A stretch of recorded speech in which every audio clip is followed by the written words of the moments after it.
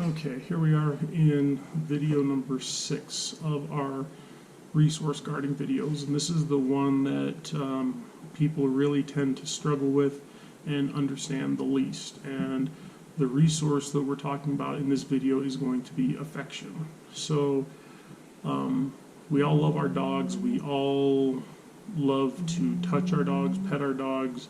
There's a lot of psychological benefits that come from that.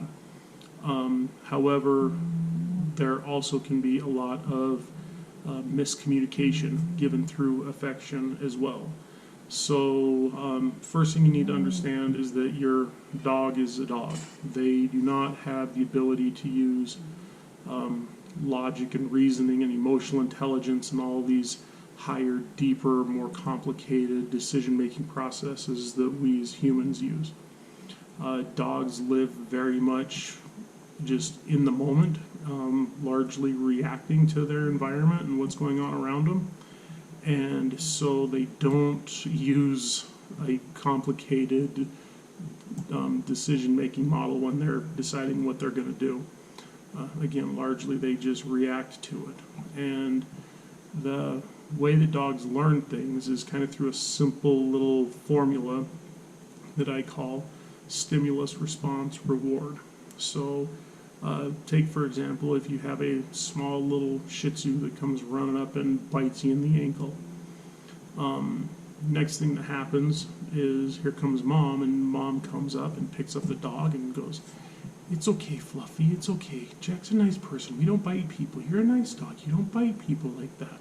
And they start to talk to and interact with their dog like it's a person. Now, on one hand, that's a very natural thing for us as people to do because we're people and that's how we communicate. At the same time, though, you need to understand that that's not the way that your dog communicates. Your dog saw something that they didn't like, the stimulus, so a stranger. Then they responded to that stranger in a way. They bit them, and as a result of that, the stranger went away, or they were taken away from the stranger. The stranger was removed from the situation. So the dog learns to get what he wants by doing that behavior over and over and over again. Well, when we come in, we start to pick it up and we start to touch it and praise it and talk to it and everything else. All we're doing is reinforcing that bad behavior that we don't want them to give us. So you want to make sure that you are very mindful of what you're doing or what your dog is doing when you are petting them and why you are petting them. The thing that you need to remember is that you get what you pet. So if you want a dog that is going to be tense and nervous and scared, pet the dog when they're tense and nervous and scared. If you want a dog that is going to be calm and confident and relaxed, pet the dog when they are calm and confident and relaxed. Again, affection is, we all love our dogs. We love to reach out. We love to pet them. We love to touch them. But, we have to remind ourselves what it is that we're reinforcing, what it is that we want the dog to do, or what are they doing or don't doing. So the way that you give affection is going to be really important. It's as important to know when to withhold affection as it is to know when to give affection.